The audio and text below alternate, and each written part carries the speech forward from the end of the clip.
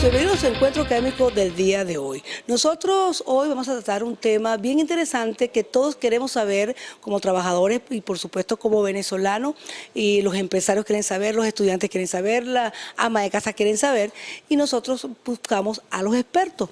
Se ha hablado mucho por clave a través de las redes sociales, porque no ha habido nada oficial, de la aprobación de una ley orgánica del trabajo. Una ley que es la vida para muchos de todos los trabajadores en Venezuela. Por eso quisimos conversar con los expertos. ¿Qué nos dicen? ¿Cómo interpretar esa clave? Las prestaciones, el salario, cómo vamos a cobrar, qué nos van a quitar, qué es lo que va a hacer el gobierno con todos nosotros. Y por ello hoy vamos a conversar en esta primera parte del programa con nuestros profesores universitarios, el doctor Napoleón Goiceta, quien va a despegar un poco desde el punto de vista, doctor, un poco esas claves. Vamos a descifrar, porque así estamos los venezolanos descifrando claves de qué nos pasa. ¿De qué trata la ley según lo que ustedes han analizado conjuntamente con el profesor Héctor Lucena, que también va a estar con nosotros, y el profesor Rolando Smith, de la Facultad de Ciencias Económicas y Sociales? Buen día. Ante todo, las gracias por la invitación y por permitirnos intercambiar sobre un tema muy interesante y de mucha actualidad, como lo es la reforma de la Ley Orgánica del Trabajo. Bien sabemos que dentro de la sociedad venezolana, en todos los sectores, están ansiosos por saber de qué trata la reforma de la Ley Orgánica del Trabajo. Y la verdad que la reforma laboral no debería ser algo que cause tanto revuelo, porque en materia laboral siempre se producen reformas a los fines de adecuar la normativa laboral a las nuevas realidades sociales. Pero ¿dónde puede estar esa inquietud?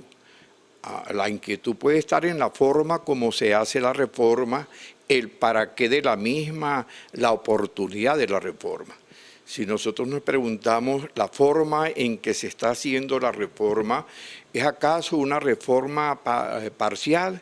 ¿Es acaso una reforma puntual? ¿Es acaso una reforma integral? ¿O se trata de una nueva ley orgánica del trabajo? Al principio, por el tiempo que ya tiene una fecha de promulgación de la ley por parte del presidente de la República, el 1 de mayo, se pensaba que debería ser una reforma puntual, una reforma parcial, en base a lo establecido en la disposición transitoria cuarta 3 de la vigente Constitución, que señala los aspectos que hace más de una década han debido ser reformados, que tiene que ver con el nuevo régimen de prestaciones sociales, con la reducción de la jornada y con la prescripción laboral, y con algunos temas afines como lo podrían ser el salario y la estabilidad de los trabajadores. Pero si nosotros vemos y analizamos lo que está pasando, no va a ser una reforma puntual, tampoco va a ser una reforma integral. ¿Por qué motivo afirmamos esto? Porque mediante un decreto se designó una comisión redactora de una nueva ley orgánica del trabajo.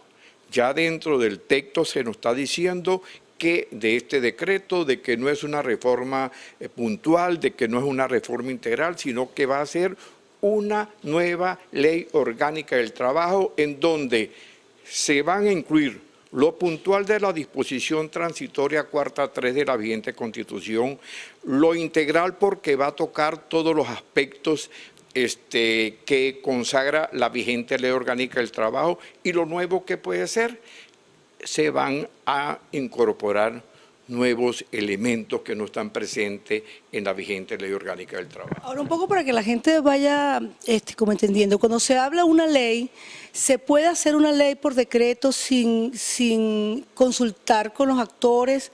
Porque se pensaba que era una reforma, ¿ok? Y luego ahora se habla de una ley que no ha sido concertada, una ley que no ha sido conversada. Para una ley, doctor, ¿tenemos o tiene el Ejecutivo Nacional que reunirse con todos los actores para poderla promulgar? Bueno, acá viene el aspecto de la vía escogida.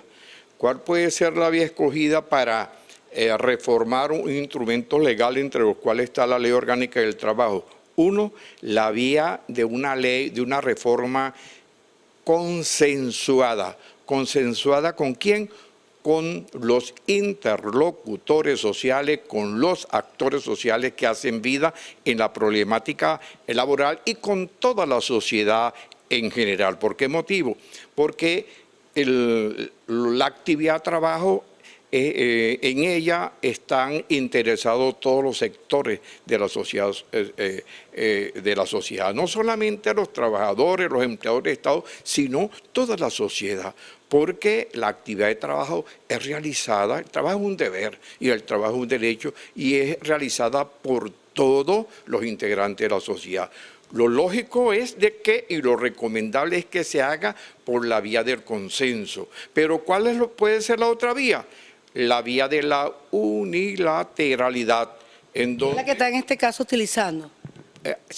Como en el presente caso se está utilizando, porque la discusión de la redacción de la nueva ley no está dentro del órgano natural donde se elaboran las leyes, que es la Asamblea Nacional, sino esta facultad ha sido delegada en el presidente de la República.